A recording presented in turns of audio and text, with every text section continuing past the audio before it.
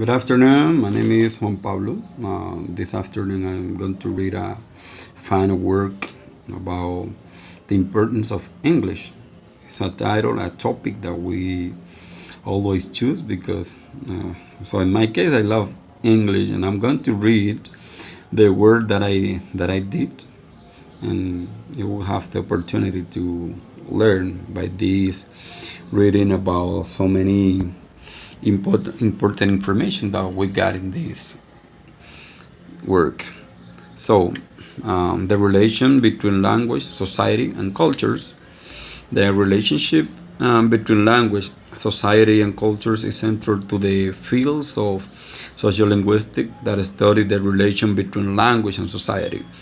They are interested in explaining why we speak differently in different social contexts, and they are concerned with identifying the social functions of a language and the way it is used to convey social meaning. Despite the desired ability to present unbiased views, it is not always possible given that the sociological perspective of theories are influenced by their differing social and political opinions pertaining to how they see the roles of language, society, and cultures. Cultures in those tools, practices, assumptions, and behavioral patterns that members of a group use to communicate with one another and to demarcate themselves from other groups. Cultures is mainly about social identity, communication, and it is an important part of the select identity. However, identify cannot exist in a vacuum because people identify and communicate with each other for definite purposes.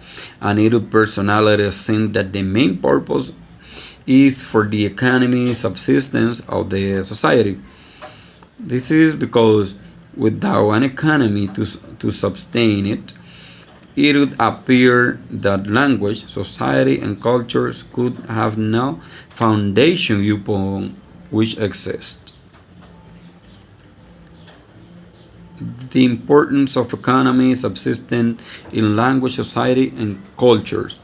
The culture and learning of English seems to exist separate entities. English is spoken by almost everyone in the world to some extent, has the tendency to transcend culture aspects such as social, political, economy, and religious systems functioning independently of any specific cultures in terms of race or group. While it can become a positive characteristic for everyone or for anyone, this implies that English can be considered essentially as a free means of value to learn to communicate. It is almost essential that in each company there is at least one person who can master English, so can act as a translator or at a given time or transcribe important information that others cannot because they do not know the language and are unable to perform such a task. So many social institutions request in their work teams people who speak this important language and not only are able to communicate but also respect the cultures and those who speak it originally. Currently, in English is considered the most important language in the world, either for those who speak it as a first language or for those who speak it as a second language.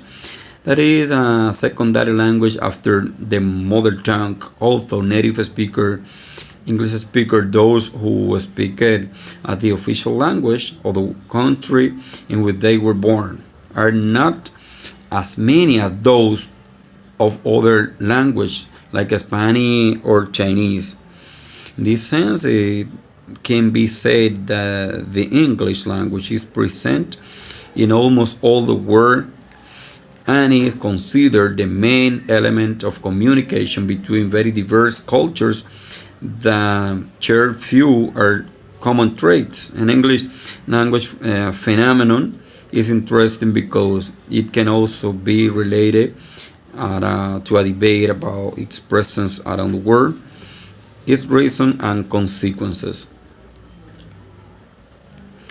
In my personal opinion, I'm like a future teachers. I think that the best motivation for we introduce to students is to speak about the importance of this language because we got the opportunity to motivate them and they think the important that will be in the future, not only to get money because most of the guys who learn English, for example, in our country, they go to call center to be like customer service, giving information to customer to the United States. But I think that is the way of communication, the importance of knowing cultures, different cultures, and chatting with people around the world.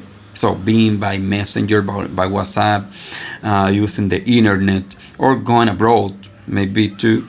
But in this way, when we started, we noticed that we learned so many things about other country, and we learn how to respect them, and we learn to how to develop ourselves in this point. And I think it's the most important. Thank you very much, and it has been a pleasure to me to speak about this important topic. Good afternoon.